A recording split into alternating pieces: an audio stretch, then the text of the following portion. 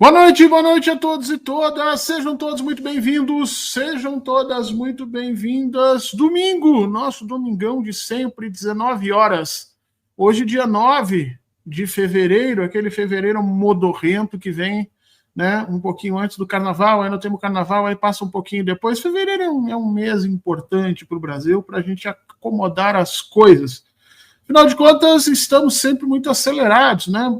Cada semana que passa, a gente tem que dar conta de uma série de novas informações e a preocupação com a economia e a preocupação se a gente vai pagar as contas, se não vai, como é que vai resolver aquilo, o que está subindo lá, o que fizeram na Rússia que vai impactar a gente aqui. A verdade é que de historiadores a psicanalistas, passando por todas as profissões, muita gente vem denunciando já há algum tempo essa aceleração dos tempos da modernidade. A gente está cada vez mais encapsulado num presente que parece que não passa, acelerado, sempre buscando sobreviver com as coisas mais simples, em mundos cada vez mais complexos.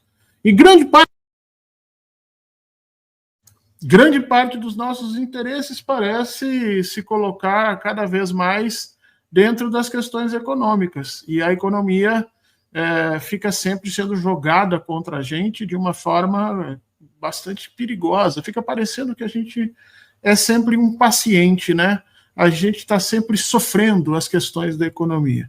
O nosso assunto hoje é exatamente um pouco a reflexão disso, com algumas propostas novas, algumas ideias interessantes para aqueles que costumam dizer que eu sou muito pessimista. Não, o Fernando é muito pessimista.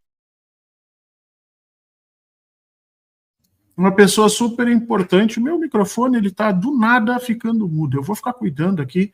Se acontecer, eu vou cuidar rapidinho, mas enfim, é algum problema no hardware aqui que está acontecendo. Como eu ia dizendo, o nosso convidado de hoje é uma pessoa super especial, um cara que tem um conhecimento muito grande sobre essas questões novas de uma economia um tanto quanto diferente. Talvez uma tentativa de desaceleração dos nossos tempos, uma reorganização das nossas prioridades e, obviamente, um novo contorno social para as coisas como estão acontecendo.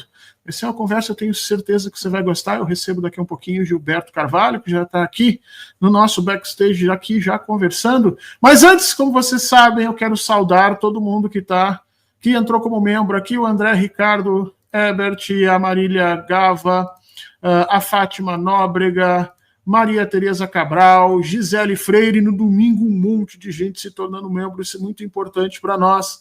Voz da Igualdade, um canal social também se tornando membro, Eliane Estela Neves, Imaculada Beato, mais uma vez aqui conosco, Débora Rodrigues, um beijo para você, obrigado, Irene Vida Gala, se tornando membro, Artemis Helena, mais uma vez, e José da Paixão Jesus Santos. Que nome, cara, que nome legal. Muito obrigado por vocês terem se tornado membros. Não se esqueçam que a mídia independente, essa mídia que não está circulando, né, nos pagamentos das empresas grandes, que não circula nas grandes licitações, que faz um trabalho de formiguinha e que durante o processo da pandemia, e mais especificamente desde o golpe contra a presidenta Dilma Rousseff, vem se tornando cada vez mais importante porque faz esse papel de dizer coisas que em outros espaços não seriam ditos. Essa mídia precisa de você.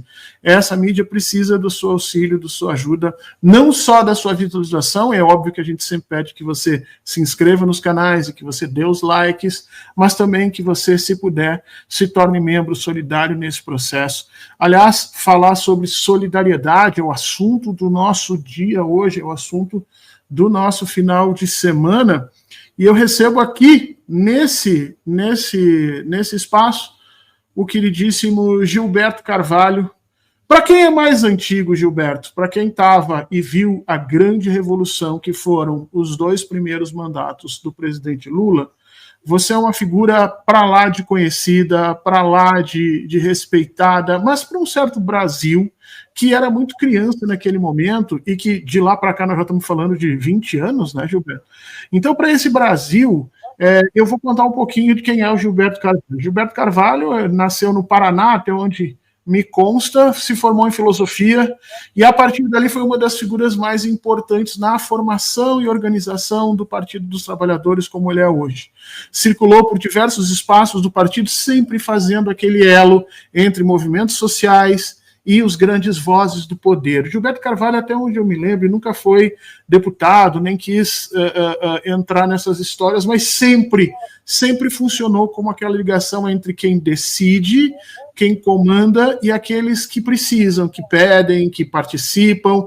Então sempre foi muito importante. Durante os 8 governos do primeiro mandato, aliás, durante os 8 anos do primeiro e segundo mandato do governo Lula, o Gilberto Carvalho foi secretário-geral da presidência. Na época não tinha status de ministério, né, Gilberto? Na verdade, Fernando, bom, aproveito para te dar uma boa noite, agradecer imensamente a honra desse convite. Tenho orgulho do teu trabalho, Fernando. Esse Horta da Verdade, aliás, um nome muito sugestivo, é muito importante nessa luta pela comunicação que nós temos hoje. Na verdade, Fernando, e quero cumprimentar naturalmente todos aqueles que estão nos acompanhando, é uma alegria. Na verdade, os 8 primeiros anos, eu fui chefe do gabinete pessoal do presidente Lula. Eu não era ministro, não, era o chefe do gabinete pessoal. Vivi ali colado nele aqueles 8 anos. Depois, no governo Dilma, é que eu fui para a Secretaria-Geral. Aí virei ministro da Secretaria-Geral. Sim, mas eu te perguntei, naquela época a Secretaria-Geral já tinha status de ministério ou não? Já, a Secretaria-Geral já tinha status de ministério. Mas como diz a minha avó, com muita propriedade, eu não passo de um lambão de caçarola. Então a vida é essa. Não, quem conhece o Gilberto Carvalho sabe o papel fundamental que ele teve e tem hoje, né? Porque eu fui fazer uma pesquisa rápida, tu também fosse o ministro interino agora, em 2024, do Trabalho, se não me engano, por essas confusões. Alguém saiu, você assumiu por um tempo, enfim, essas coisas que são características do governo, né? E tem participado muito dessa formação. Eu vi alguns cursos que você deu na ENAP, e hoje é secretário de Economia Solidária. E isso é uma coisa super importante, Gilberto. Eu queria conversar contigo, porque, como eu estava dizendo ali no início, a gente está muito acelerado, a gente está sempre no mundo correndo atrás da máquina. Uma máquina que é feita para a gente correr atrás, diga-se de passagem, né? A gente sabe como é que o capitalismo funciona. Ele é feito para gerar na gente insegurança, para gerar na gente um certo desespero, para que a gente tenha que estar sempre correndo atrás, e nesse processo de correr atrás a gente esquece uma série de coisas, e muitas vezes até coisas importantes que a gente vai ali na frente se dá. O que é hoje a economia solidária hoje dentro do governo Lula, e o que é hoje o teu trabalho nesse processo todo, Gilberto? Uma boa noite, mas olha, é uma felicidade te receber aqui. Bem, eu já agradeci essa honra de estar aqui também. Eu não posso falar da economia solidária agora sem, Fernando, mencionar um pouco do histórico e sem deixar de mencionar uma figura fundamental, central, simbólica para todos nós e efetiva, que é o professor Paul Singer. No final dos anos do século passado, os 80, 90, houve no Brasil um grande movimento com a crise do emprego, que já se pronunciava naquele momento. Houve uma busca de formas alternativas de renda e de trabalho. Foi nesse contexto, entre os trabalhos informais e tal, que surgiu ou que se desenvolveu de forma mais clara, ou diria até, que se retomou uma tradição antiga da chamada economia associativa, né, das cooperativas, das associações, gente que se junta para poder ter uma renda, mas não uma renda individual, junta-se para uma iniciativa econômica coletiva, onde os trabalhadores são donos das máquinas, donos dos meios de produção, e se associam buscando fazer aquilo que a gente chama de autogestão, né? Na velha tradição do socialismo autogestionário, né, que remonta lá ao século XVII, XVIII, mas também na boa tradição quilombola, na boa tradição indígena, né, dessa economia pré-capitalista, e no nosso caso a gente quer ser pós-capitalista, né, e crítica ao capitalismo. Então foram surgindo uma série de iniciativas no Brasil, muitas fábricas começaram a quebrar naquele tempo, e os trabalhadores se apossaram das fábricas e passaram a gerir essas fábricas, né? O caso mais conhecido é o da Conforja, que era uma grande empresa ali de Diadema, no estado de São Paulo, essa fábrica que fornecia equipamentos para as sondas da Petrobras, para os grandes fabricantes aí de tratores, máquinas pesadas. Essa fábrica quebrou, os trabalhadores, numa mediação do sindicato e em acordo com a justiça, assumiram, e a Conforja se transformou na Uniforja. Ela é governada hoje, na verdade, por 4 cooperativas lá dentro, e seguiu trabalhando. Portanto, os trabalhadores são donos dos meios de produção, são donos da gestão e partilham os ganhos de maneira equânime, de acordo, naturalmente, com a especialidade de cada um e assim por diante. Mas houve também, nesse período, um desenvolvimento muito grande da agricultura familiar. E aí a tradição das cooperativas vindas da Europa, sobretudo a Europa do Norte, da região da Emília-Romanha, que tem uma tradição, né, de cooperativas, uma grande cultura também espanhola. Mondragón no País Basco é uma região muito importante do ponto de vista de empresas cooperativas que tomam conta daquela região. Então, a síntese dessas experiências, como eu já disse, indígena, quilombola, com essa tradição europeia, foi provocando como uma alternativa, naquele momento, o surgimento de muitas cooperativas, associações e assim por diante. E a esse fenômeno, o professor Paul Singer foi se engajando profundamente, e ele deu o nome da economia solidária. Quando chega em 2003, no início do nosso governo, esse movimento da economia solidária já estava organizado em fóruns, em redes pelo Brasil todo, e aí houve uma demanda junto ao governo Lula nascente que criasse um ministério à época da economia solidária. Não foi possível criar um ministério, mas se alojou no Ministério do Trabalho uma secretaria, a SENAIS, Secretaria Nacional de Economia Solidária, hoje conhecida na retomada, né, porque naturalmente esse trabalho da SENAIS cresceu ao longo dos 2 governos Lula, o primeiro e o segundo Dilma. O golpe interrompeu até o Ministério do Trabalho. Imagina a economia solidária. Ela virou uma pequena mesa lá no Ministério da Damares, nada, né? Portanto. Aí, na retomada, se resolveu dar o nome de Secretaria Nacional de Economia Popular e Solidária, né? Abrindo o caminho para também esse trabalho junto a essa chamada economia popular no Brasil todo. Fernando, e a partir daí, né, a partir de 2003, houve um incremento importante. Foram crescendo as iniciativas de qualificação e de fomento, né? São os 2 pilares muito importantes para a sustentação da economia solidária. De um lado, você tem que ter qualificação técnica, o que é gestão coletiva, o que é gestão de uma empresa solidária, que é diferente de uma empresa normal, mas, ao mesmo tempo, tem regras de mercado e tal que você precisa seguir, evidentemente, na comercialização, assim por diante, mas também uma formação propriamente da autoconsciência do que é uma economia solidária, né?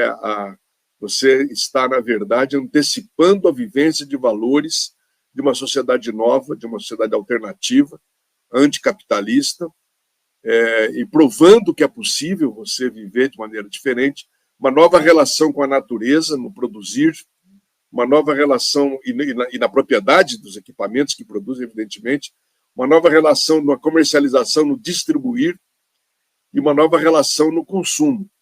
Esse é um outro aspecto que se cultiva muito na economia solidária. Então, foi crescendo esse movimento, o golpe interrompe esse crescimento, retomamos agora, com muita fragilidade, né, há muitas dificuldades, mas há uma esperança grande de que a gente possa fazer crescer cada vez mais e a economia solidária deixe de ser, Fernando, um nicho apenas, uma coisa de gente boazinha que vai lá, generosa e tal, mas que consiga contaminar, né, as relações econômicas na sociedade. Basicamente, é nesse estado da arte que estamos aí tentando romper barreiras.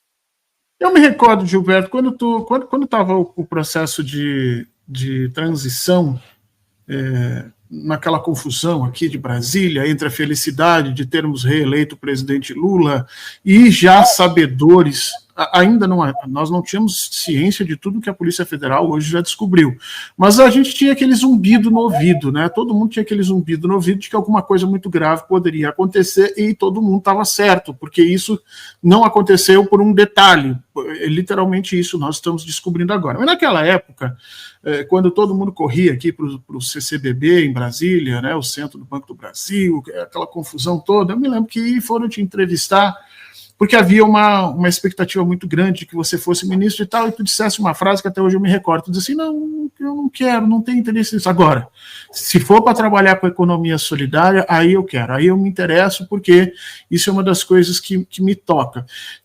Pelo que tu comentou aqui, esse seria aquilo que a gente vem questionando, né, há muito tempo, seria o nosso pedacinho de sonho para sobrepujar essa loucura do capitalismo que nós estamos vivendo, né? Muitos filósofos e historiadores têm dito isso, nós perdemos na virada do século XX para o século XXI as nossas utopias, né? A Revolução Socialista não é mais uma utopia em termos de realidade, o próprio capitalismo deixou de prometer o que ele prometia lá atrás no século XX, quer dizer, um crescimento vultuoso de toda a humanidade, o fim das nossas necessidades materiais mais básicas, tudo isso ficou de lado e isso foi trocado por esse mundo da violência que nós estamos vivendo, a violência de produzir, a violência de saber, a violência de ouvir, a violência de não participar, e de alguma maneira, pelo que tu dissesse aqui, esse pedacinho de economia solidária é um espaço desse sonho, para retomar um pouco esse sonho que tu mesclou, pelo que eu entendi, com um pouco desse cooperativismo que vem de um molde europeu, mas também com práticas brasileiras. Você mencionou aqui quilombolas, você mencionou aqui algumas condições. O quanto de Brasil tem nessa nova forma de se pensar o capitalismo? O quanto de conteúdo nosso, a partir das vivências das nossas populações, tem nesse processo? Ou a economia solidária hoje é basicamente uma tentativa de recuperação do cooperativismo aos moldes europeus? Nós estamos trazendo ideias e concepções nossas para isso? Fernando, estamos sim, né? Porque no Brasil houve, como todo mundo sabe, sobretudo na região sul do Brasil, por justamente uma forte presença da imigração europeia, já muito enraizado o movimento cooperativo. Ocorre que o movimento cooperativo, em geral, ele acabou se transformando, sendo cooptado pelo grande capital. As grandes cooperativas, na verdade, hoje no Brasil, são grandes empresas. Funcionam ao sabor e à regra e à lógica do capital. Muito pouca democracia presente, efetivamente, e toda a lógica do acúmulo, né? Muito pouco a ver com a filosofia da solidariedade real, da partilha e assim por diante.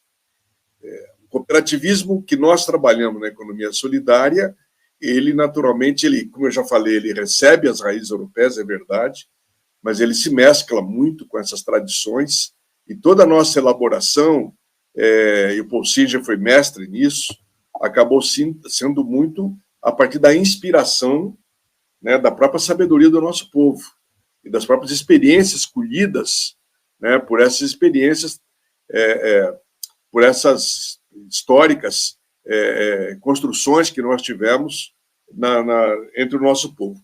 Porque, Fernando, é o seguinte, foi importante você lembrar a história da transição. Nós corremos um risco muito grande de repetir o velho modelo de governar dentro das limitações do capital, sendo bons governos, realizando muitas obras, realizando obras sociais importantíssimas. Ninguém, por exemplo, agora vai menosprezar o fato de termos tirado já 24 milhões de brasileiros da fome. Isso nos dá orgulho, de termos gerado emprego, reduzido o desemprego, economia retomando. Ninguém pode ignorar a importância disso, assim como o orgulho que nós temos dos 2 primeiros governos Lula e primeiro Dilma. Só que nós chegamos à conclusão duramente, né, apanhando na carne, de que só governar sem dar um passo na linha de fortalecer raízes e organizações populares autorresistentes capazes de operar um processo transformador, capaz de, dentro da luta de classes, fortalecer o polo dos trabalhadores, não resulta. O silêncio das massas, quando houve o golpe de 16, devia ecoar até hoje na cabeça da gente. Quando houve o golpe de 16, todos nós sofremos, fomos à rua, à militância. Mas o nosso povão não tinha noção, achava que era uma briga de branco entre a Dilma e o Temer, assim por diante. E a culpa, naturalmente, não é do povão. É que nós não conseguimos ser um governo pedagógico. Nós não conseguimos estimular no meio do povo formas novas de luta, de resistência, de conquista. Nós pusemos, em geral, o povo na poltrona, vendo televisão, torcendo pelo Lula, ou torcendo, sei lá, pelo Xandão agora, não sei por que tal. Mas nós não chamamos, não foi um governo que despertou nas pessoas a consciência de que sem a organização, sem a luta, sem a defesa dos interesses dos trabalhadores, aquela primavera não duraria, o inverno voltaria. E voltou. Agora, nós estamos vivendo uma situação ainda mais dramática, porque mudou muito o Brasil, como você está cansado de saber, foi erguido um muro entre nós e os pobres, isso é o mais doloroso que nós vivemos nos dias de hoje. Nós, até 12 por aí, a simples melhoria econômica do povo nos trouxe esse povo para nós. Isso não é mais verdade. Toda a guerra da comunicação, toda a guerra das fake news, todo o uso das igrejas evangélicas pentecostais e assim por diante, foi fazendo com que não basta a realidade, eles criam realidades paralelas, e o bem que a gente faz para o povo, se ele não for casado com um processo de conscientização e de organização que rompa esse muro, nós corremos riscos seríssimos da continuidade do nosso projeto, porque eles estão fazendo maioria na sociedade através desses meios artificiais e absurdos. Então, a economia solidária, por isso que ela me entusiasma, ela é uma das formas, é um dos pontos avançados em que você busca organizar o povo através de uma cozinha solidária, através de uma cozinha comunitária, municipal, através de uma associação de mulheres que se juntam para costurar junto e vender melhor o seu produto. Através de uma experiência, eu vou contar aqui uma experiência talvez que é a mais exemplar da economia solidária, de uma rede que chama-se Justa Trama, que é muito conhecida, pelo menos no nosso meio. São cooperativas, duas lá no Nordeste, uma em Tauá, outra em Mossoró, que produzem algodão orgânico. Esse algodão produzido na agricultura familiar, cooperativada, é mandado para Pará de Minas, que é uma cidade de Minas, onde tinha justamente uma fábrica de uma tecelagem que acabou falindo, os trabalhadores tomaram conta, com muita dificuldade, mas seguem trabalhando, e eles produzem o fio. Esse fio é enviado para Porto Alegre, onde no bairro do Sarandi tem uma outra cooperativa que tem um tear, aliás, um tear, veja bem, comprado em 2008 da Alemanha, financiado pelo BNDES, pelo nosso governo à época, e esse tear produz o tecido, a malha, e aí uma outra cooperativa ao lado confecciona as roupas de muita qualidade, com esse algodão orgânico, e os botões vêm lá de Rondônia, onde uma outra cooperativa de catadoras de coco, a partir do coco, fazem os botões. E toda essa rede de gente vive dignamente. Agora acabaram de ganhar uma coisa muito importante, que é uma concorrência do Hospital Conceição, da rede de hospitais Conceição de Porto Alegre, todo o tecido das camas, roupa de cama do hospital será fornecido por esse algodão orgânico de qualidade, por essa cooperativa. Então, a Justa Trama, para mim, é a demonstração virtuosa, né, de como é possível você produzir, você respeitar a natureza e você trazer o bem para as pessoas e, ao mesmo tempo, os atores do processo viverem com dignidade. Lamentavelmente, Fernando, nos falta uma compreensão maior da parte do nosso próprio governo da importância da economia solidária. O nosso governo ainda entende a economia solidária como um pequeno nicho, né? As verbas que nós recebemos, o nosso orçamento, o apoio que nós temos, infelizmente, ainda é pequeno, porque nós ainda somos presos pela visão tradicional da economia, né? Não se investe para valer nessas formas novas, mas nós estamos brigando. Agora mesmo, nós fizemos um chamado público e vamos colocar 500 agentes da economia solidária, agentes públicos da economia solidária, para nos ajudar em cada estado, lá nos territórios, juntamente com os agentes da cultura, que também trabalham os pontões de cultura e os comitês populares de cultura, e com os agentes de saúde. Nós vamos tentar ajudar esse povo a fazer isso, a conversar com as pessoas aí nas periferias, a despertar nas pessoas essa realidade que é possível você se associar, você fazer um empreendimento de economia solidária, e procurar organizar o pessoal no território. Porque aí está o nosso caminho. A única governabilidade real, sustentável, é essa, porque a outra depende de cargos, depende de governo, depende de verbas, depende de emendas, né? E ela não leva à nossa construção. Ela é necessária, eu não sou inocente, ela é necessária, mas ela não é suficiente para nos manter, porque a hora que o vento muda, essa gente toda corre para o outro lado. O povo não. O povo organizado e consciente fica do lado de um projeto como esse, que é o nosso, que é um projeto de humanidade, que é um projeto de valores, que é um projeto de sonho, como você acabou de mencionar aí. Meu caro Gilberto, a gente vem acompanhando muito as falas do presidente Lula, e o presidente Lula sempre falando de uma forma muito clara com a população. Eu acho que ele é um dos maiores comunicadores que o Brasil já teve. Se tivesse escolhido o ramo do entretenimento, por exemplo, eu tenho a impressão que seria pau a pau com uma figura como Silvio Santos, que acho que foi um dos comunicadores insuperáveis que o Brasil teve, mas escolheu o caminho da política, o caminho do processo da transformação, e nesse caminho você faz inimigos, você pisa no pé das pessoas, e, enfim, o presidente Lula chegou onde chegou, e ele tem falado muito sobre utilizar as compras públicas para fazer a alavancagem de uma economia, ou de um tipo de economia, de um tipo de local social suficiente para isso. Ele tem falado muito no processo de formação, ele tem discutido muito essas questões do tempo acelerado, e aí me causa um pouco de choque quando você diz, olha, o nosso governo não tem se dado conta na profundidade que é a transformação de uma economia solidária, como lá atrás também, e de forma muito interessante, recaiu sobre o ministro Haddad, à época ministro da Educação, que também não se teve um certo olhar diferenciado para a educação popular quando ele era ministro da Educação. E hoje, tu trazendo essa questão, eu fico me perguntando, quando eu estive estudando nos Estados Unidos, em Denver, eles tinham criado um selo em Denver chamado Buy Local, que queria dizer, compre as coisas daqui.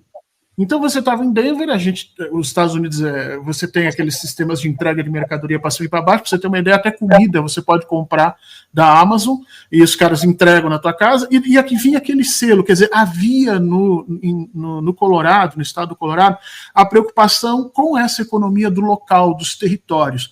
Se o presidente Lula tem toda essa preocupação, se nós temos uma crise real do capitalismo, se nós temos essa experiência brasileira de trazer essa forma de produção da economia, e eu me recordo dos meus estudos como historiador, lá do período colonial nós já tínhamos economias paralelas que corriam ao lado do açúcar, ao lado do café, ao lado do ouro, quer dizer, a nossa sociedade é construída por esses meios alternativos. Se tudo isso nos aponta para um fortalecimento desses modelos de economia solidária, o que é que está faltando para a gente dar essa volta, Gilberto, e para a gente ir mais adiante na medida em que, certamente, esse é um dos caminhos para encarar essa crise do capitalismo?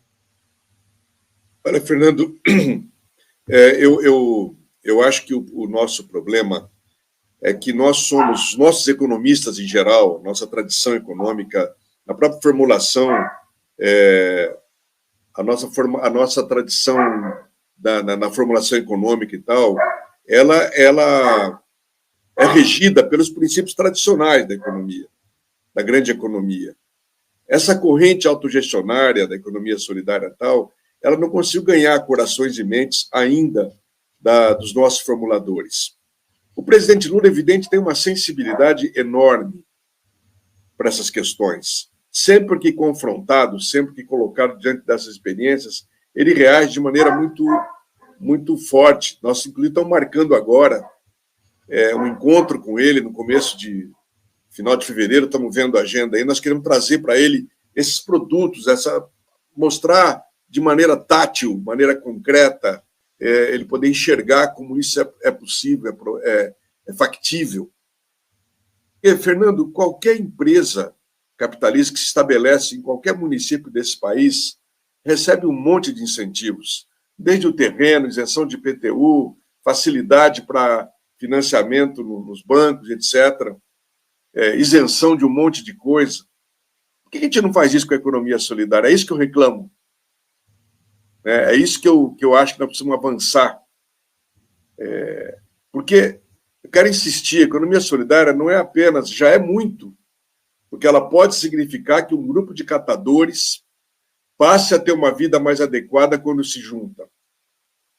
Que um grupo de trabalhadores da agricultura familiar melhore o seu padrão quando, por exemplo, e veja a maravilha que é isso, quero aí elogiar o presidente Lula nesse aspecto, o PAA, que é o Programa de Aquisição de Alimentos, onde a Conab compra diretamente do agricultor familiar para poder, para entregar esse alimento nas entidades sociais, ou até para fazer estoque regulador, e o PNAE, que é o Programa Nacional de Alimentação Escolar, que obriga as prefeituras a fazer com que 30% da merenda escolar seja da agricultura local.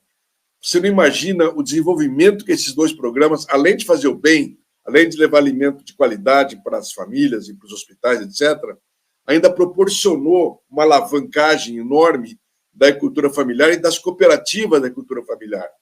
Tanto que na economia solidária no Brasil, eu diria para você que 80% das iniciativas são do campo. Por quê? Porque a compra pública permite que você se desenvolva, dá segurança para aquela situação. Da segurança econômica, Claro. E aí você vai embora, você vai desenvolvendo. Eu conheci um grupo de mulheres de uma pequena cidade do norte do Paraná, Sarandi, que contaram para mim, elas queriam vender PA, eram agricultoras familiares, o PA exige que haja uma cooperativa, elas criaram uma associação que depois virou uma pequena cooperativa, passaram a vender para a prefeitura local através desse processo e já desenvolveram outros produtos. Inventaram lá uma farofa, uma farinha de batata doce que eu nem conhecia, nem sabia que existia, e vão desenvolvendo, montaram uma loja no centro da cidade, um centro público de economia solidária. Então, quando você estimula, fomenta, a criatividade popular é imensa, ela vai embora. Agora, eu quero dizer isso, economia solidária não é natural, ela é uma conquista, ela é um processo de reeducação que nós precisamos ter, né? Por isso que eu insisto em dizer, o nosso próprio governo não tem ainda a consciência, estamos trabalhando por isso, né? Para que a gente aumente se a gente aumentar o fomento, recursos, botar o BNDES, Banco do Brasil, Caixa e tal, a ajudar esses processos, e, ao mesmo tempo, ajudarmos a qualificar cada vez mais esses trabalhadores, a gente pode dar um salto muito importante, que vai ajudar muito as economias locais, toda essa questão do desenvolvimento dos territórios de cidadania, né? E, como eu já disse, a briga pela vivência de valores, porque essa guerra dos valores, hoje ela se torna essencial quando a ofensiva neofascista está nos atacando tanto.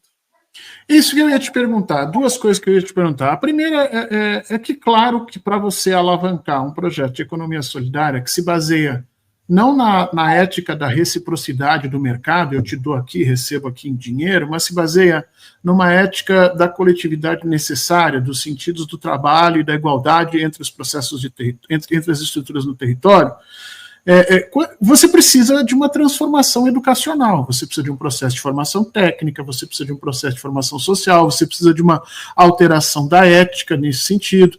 E isso é meio complicado quando você tem, por exemplo, um MEC focado em educação formativa, em educação para o mercado. Eu tenho brigado muito com isso, Gilberto, porque eu acho que o mercado que se lasca, entendeu? Se o mercado quiser formar, ele que forma os trabalhadores dele. Nós temos que formar gente para ser cidadão. Quanto mais a gente mistura essas duas coisas, menos a gente forma cidadão e menos a gente atende o mercado. Essa é a verdade, né? Então, eu queria te perguntar a respeito disso, lembrando uma experiência indiana. A Índia, hoje, é talvez um dos polos mais importantes de produção de software no mundo. E a produção de software na Índia está se dando em moldes semelhantes ao que você está dizendo. São pequenas cooperativas de estudantes. Às vezes nem cooperativas, são empresas mesmo, mas são empresas formadas pelas próprias pessoas. E eles vão produzindo com alta tecnologia, linguagem de programação, e isso vai crescendo, espiralando em direção dos territórios, em direção à parte de cima da sociedade na Índia. A Índia não é nenhum modelo em termos de gestão política, a gente sabe o que o Modi é, mas nesse caminho ela usa esse pressuposto para se tornar hoje uma das economias mais importantes no mundo digital.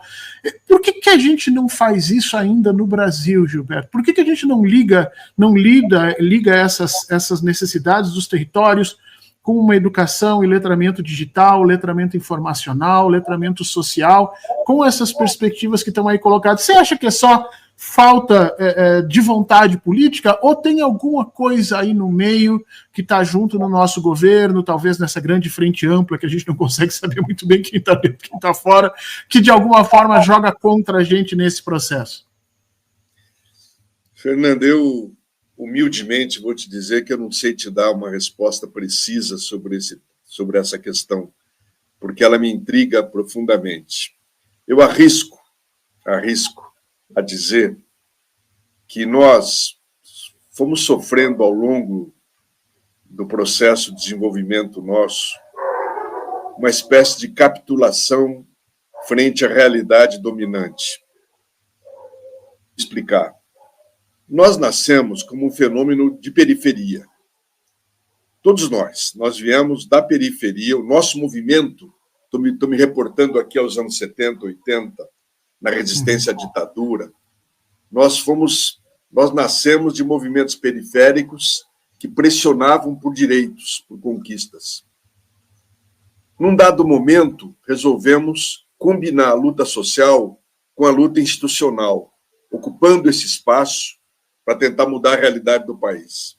Fomos bem-sucedidos, sobretudo enquanto pudemos manter, naquele período, uma relação dialética forte entre o pé dentro e o pé fora, como dizíamos naquele momento, em que a gente iluminava a nossa presença institucional a partir dessa luta, e o sonho estava claro, e a mística da mudança estava muito clara na nossa cabeça, a gente conseguia contaminar o ambiente institucional fortemente com essa nova cultura política. E conseguimos, apesar da nossa derrota final, mas conseguimos marcar a Constituição, tanto que ela é hoje reconhecida como uma Constituição cidadã progressista. Conseguimos ir fazendo experiências belíssimas na gestão de prefeitura, de governo do Estado e até do país depois. Marcamos, portanto, um novo ciclo na política brasileira, mas foram ocorrendo alguns processos. De um lado, sem a nossa vontade, sem a nossa não decisão nossa, nós fomos perdendo aliados importantes nessa luta. A primeira queda nossa ocorre nos anos 90, quando se desenvolve, nos anos 80 já, a perseguição à teologia da libertação. Não vamos esquecer que as igrejas progressistas, foram um celeiro de militantes, mas mais do que isso, espaços de formação e de processos de organização de base muito importantes.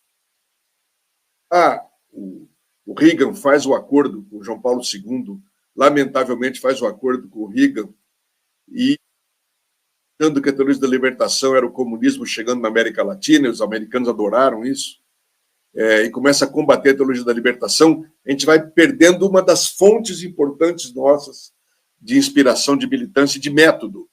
Não vamos esquecer, Fernando, que o Paulo Freire vem desse processo. A origem do Paulo Freire é a ação católica e o método do ver, julgar e agir. O que o Paulo Freire faz de maneira magistral é uma síntese entre esse método do ver, julgar e agir com a dialética marxista e cria esse processo pedagógico a partir da prática. Prática, teoria e prática na questão da tese, antítese, síntese da dialética progressiva.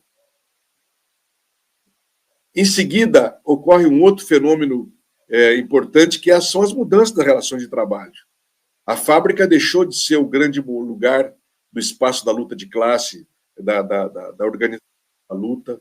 Fomos sendo fragilizados pela robotização, pela modernização e depois pelas criminosas reformas sindicais e trabalhistas que foram nos tirando direitos e assim por diante.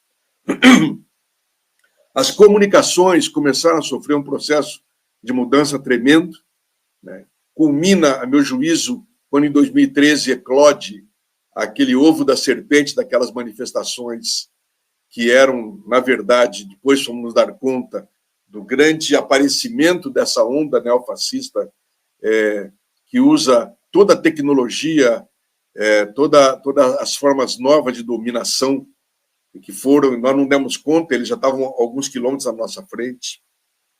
Então, fenômenos externos foram nos atingindo, mas também internamente nós fomos sendo vítimas de um processo em que a vivência dentro da máquina foi nos absorvendo. A cultura institucional foi tomando conta de nós pegamos gosto pela máquina e fomos começando a achar que a partir da máquina que nós íamos resolver o problema. Antigamente se pensava que era preciso fazer a revolução e depois mudar, nós fomos mudando. Nós falamos é preciso fazer eleição e depois mudar, achando que a partir da máquina você muda tudo. Bom, quando a gente assume em 2003, vamos lembrar que nós fomos emparedados por uma série de questões da economia brasileira naquele momento, a fome do povo, as urgências todas, e fizemos, Fernando, um trabalho heróico. Aqueles 8 anos foram heróicos, de resistência, de aprendizado, de mudança, de lógica. A gente tem que ter muito orgulho. Só que esse processo foi nos exaurindo a nossa capacidade de olhar mais longe. E o cotidiano, o tático, tirou de nós a possibilidade, cada vez mais, de pensar o estratégico. E aí uma coisa muito dolorosa que eu tenho que dizer. A crise do socialismo real e a falta de nós nos termos nos empenhado na formulação de novos projetos, a partir da luta, não em laboratório, foi tirando também de nós uma mística. Se a nossa mística antes era a construção de uma nova sociedade, passou a ser uma eleição, passou a ser a disputa de um cargo. Quando a tua mística baixa, teu horizonte baixa, a tua ética também é rebaixada. E aí os métodos vão se tornando cada vez mais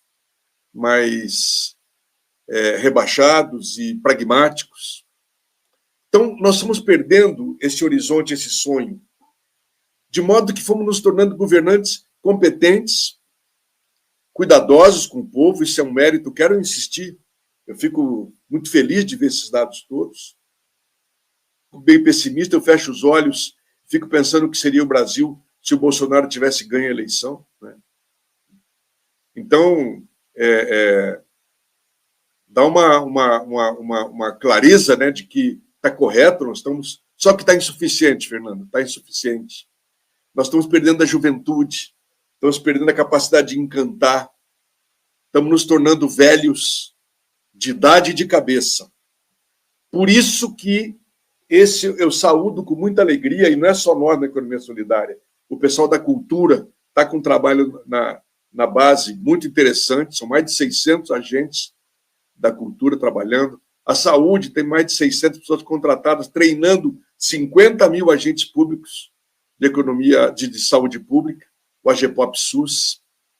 E o próprio presidente Lula tem se dado conta progressivamente disso. Ele está apoiando esses processos, ele não está a parte disso. O problema é que ele está inundado por esse processo terrível que é governar a partir de dois constrangimentos brutais.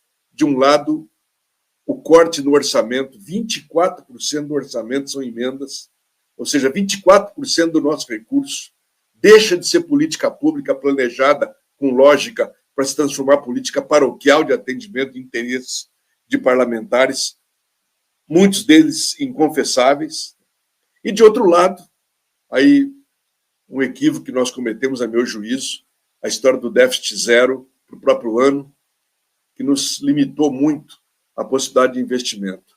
Então, o presidente Lula, é um herói no sentido da resistência, da criatividade, né? E para governar com um Congresso com essa qualidade que dispensa comentário. Então, você imagina... Gilberto,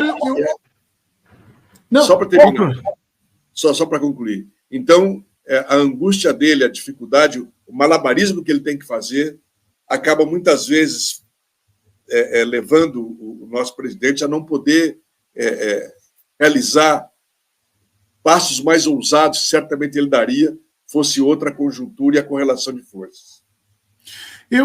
Nos últimos tempos, Gilberto, eu acho que nos últimos 3, 4 meses, eu tive contato com 4 ex-presidentes do Partido dos Trabalhadores. O Zé Genuíno esteve aqui, nesse mesmo lugar que você está agora, há umas 2, 3 semanas atrás. Grande Genuíno. Isso, refletindo sobre os movimentos sociais e o governo do presidente Lula, né, nesse terceiro mandato.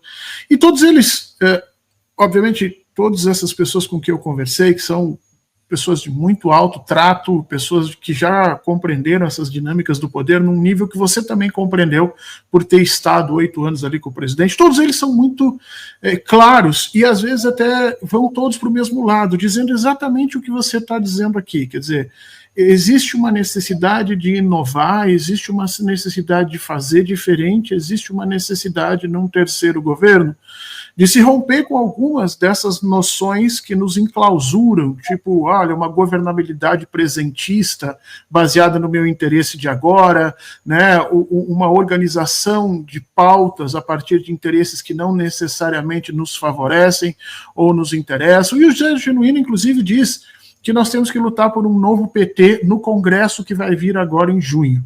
Ele disse, olha, esse Congresso é essencial, nós precisamos lutar por aquele PT transformador, aquele PT corajoso, aquele PT que ia às ruas fazer a diferença porque entendia o que significavam as ruas.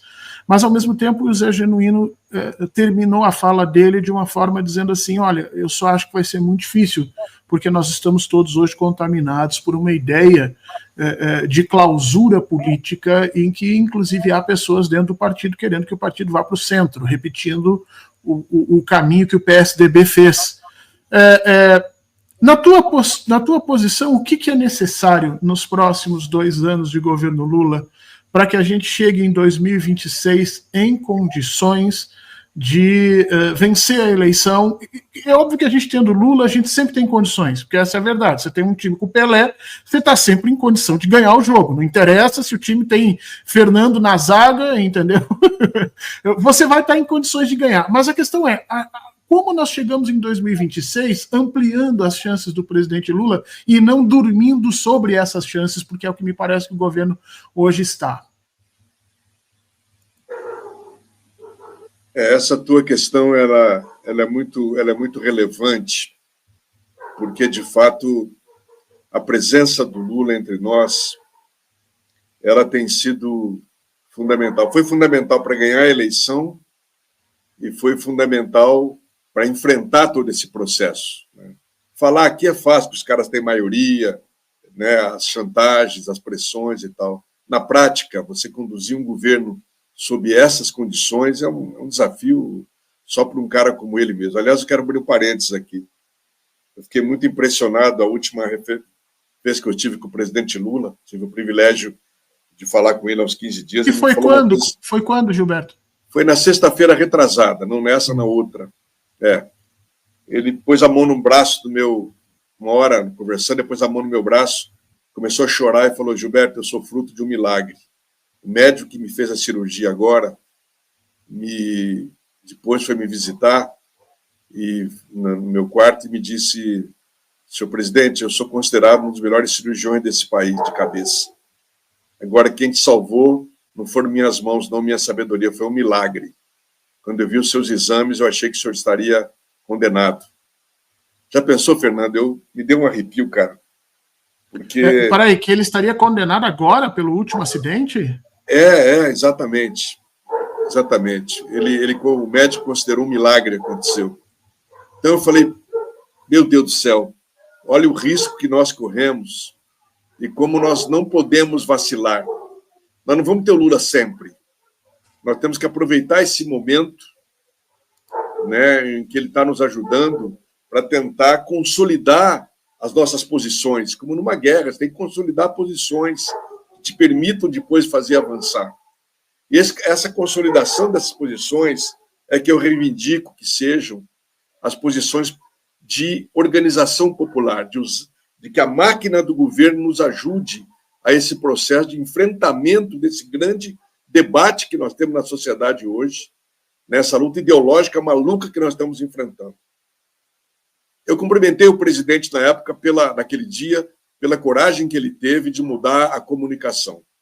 Eu estou muito confiante, esperançoso, de que esse companheiro Sidônio compreenda e entenda a importância de uma comunicação efetivamente popular e de que use de maneira inteligente o exército que nós temos de milhares de milhões de pessoas que podem ser comunicadores populares, que use o exército das rádios comunitárias, das rádios web, dos meios de comunicação populares que nós temos espalhados pelo país, que deixe de ficar financiando a mídia empresarial apenas, como nós temos feito historicamente, de maneira vergonhosa, eu diria, sabe, que nós fizemos. E passemos a usar esses meios, porque é uma guerra dramática. O povo não sabe o que nós estamos fazendo. Não nos reconhece mais, Gilberto. Não consegue diferenciar a gente do Lira. Exatamente. E eu insisto, não é apenas a informação, não. É um processo de comunicação popular diferenciado. Eu sempre cito a seguinte situação.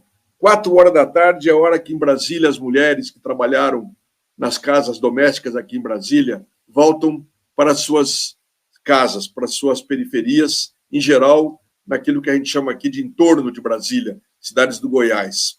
Essas senhoras, quando entram naquele ônibus apertado, quando não conseguem sentar, pegam o seu celular, e nós sabemos o que elas encontram nesse negócio aqui. Chegando em casa, o que elas têm? Muitas vezes o marido bêbado, o filho vítima da droga, a milícia ali e o tráfico. E quem que ampara essas mulheres? Quem recebe hoje essas mulheres? As igrejas neopentecostais, que de um jeito ou de outro praticam uma solidariedade real, efetiva, de arrumar um emprego, de tirar o marido da droga, ou o filho da droga, tirar o marido da cachaça, o que muda muitas vezes a cara de uma família. E nós não estamos aí. Nós já estivemos aí, mas não estamos mais. Essa ausência nossa, são populares, mas da presença solidária lá, ela vai nos levar à derrota. Então, se o PT achar que vai para renovar a direção, é contar garrafinha, é contar delegado, e não houver uma discussão mais profunda, uma convocação mais profunda da nossa gente, pessoal, vamos lá que o bicho está pegando, e não mudarmos nossa atitude, não voltarmos a ter essa prática da solidariedade, da presença no meio desse povo, eu tenho muito medo. Então, quero dizer, um passo foi dado. A comunicação do governo está mudando, eu estou com esperança que ela vai nos ajudar muito. Mas a comunicação, nós sabemos que ela não resolve tudo. Exato, é isso que eu ia dizer. Você precisa ter política, você precisa ter método. Eu vislumbro nessas novas iniciativas que eu mencionei aqui, ainda que pequenas, algumas mudanças. Eu espero que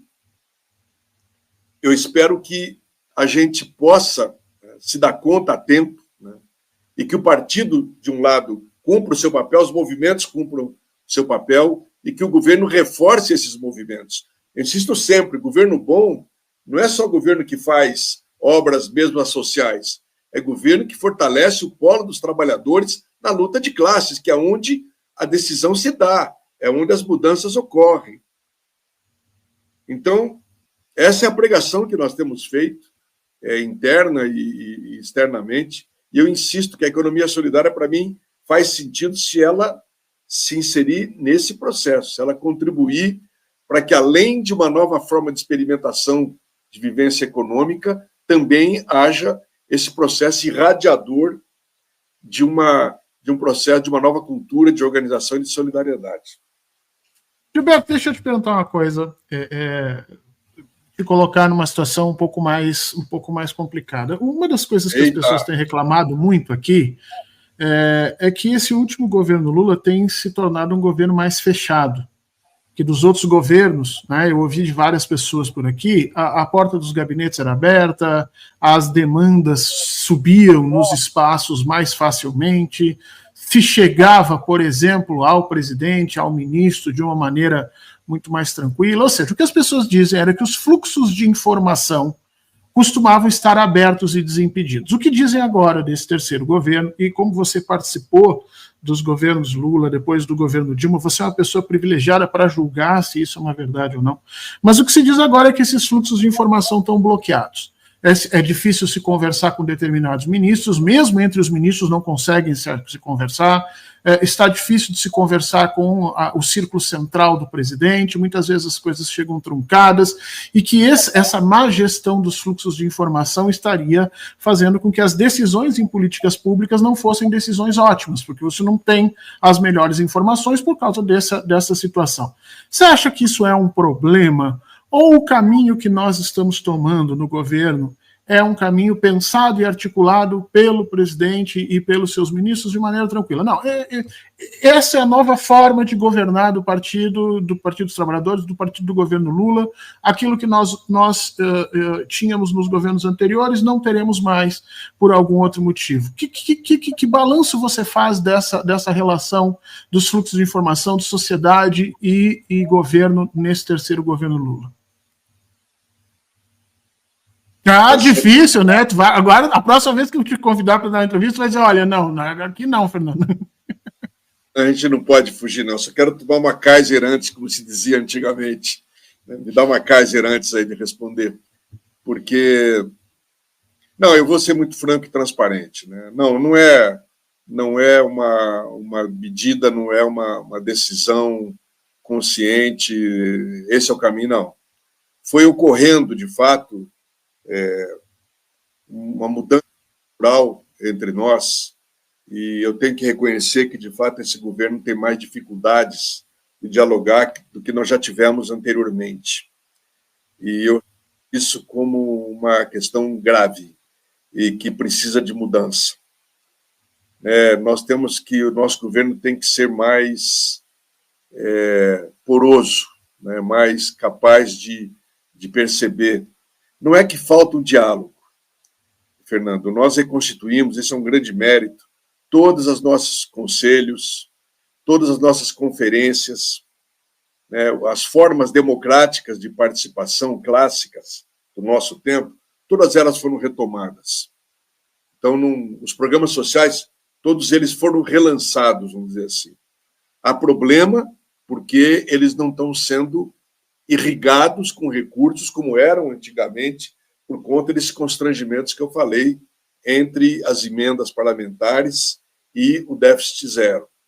O espaço fiscal ficou muito pequeno e isso está fazendo com que programas nossos tenham um alcance social e econômico e prático menores do que deveriam ter. Isso é preocupante. Agora, o outro passo, para além das conferências, para além dos conselhos, falta ainda muito.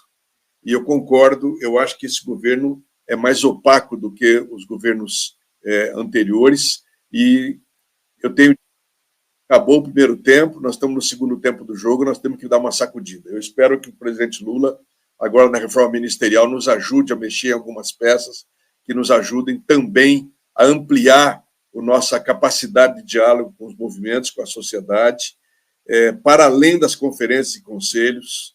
Por isso que eu volto a insistir, esse trabalho nos territórios para mim, são muito importantes, porque eles significam um avanço para além dessas formas tradicionais de participação. É você estar ali, onde as pessoas estão morando, tal, praticando solidariedade e, ao mesmo tempo, recebendo demandas e os anseios das pessoas.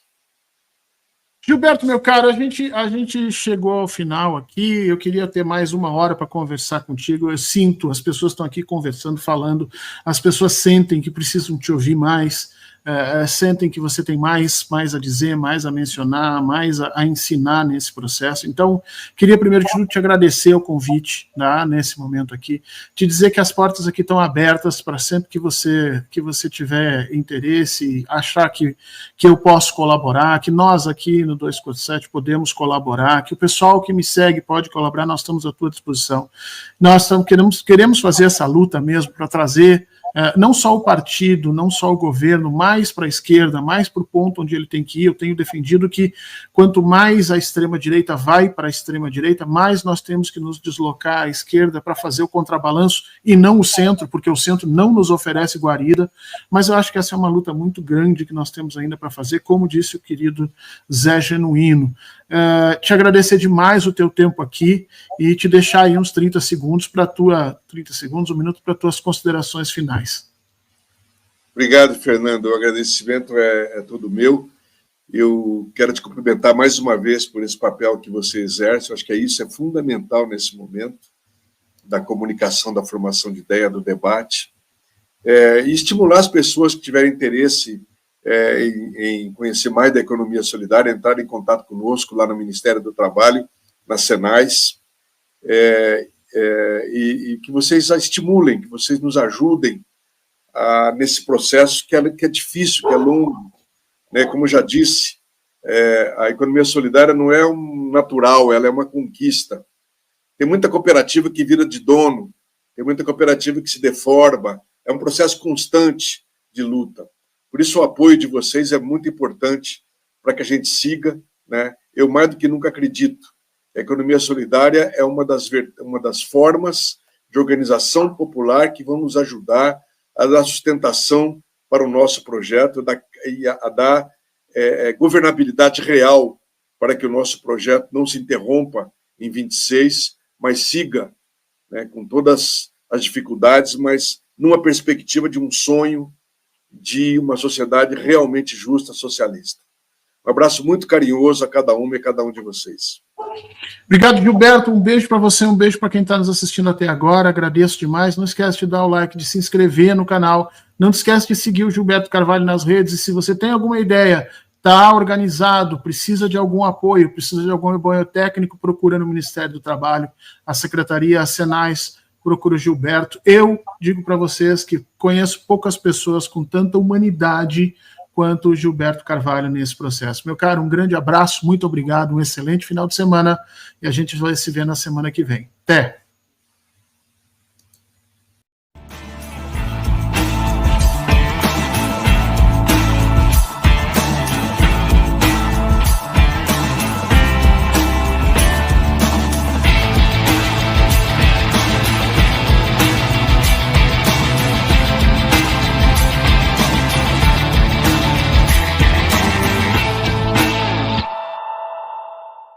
Conheça os cursos do Horta. Link na descrição.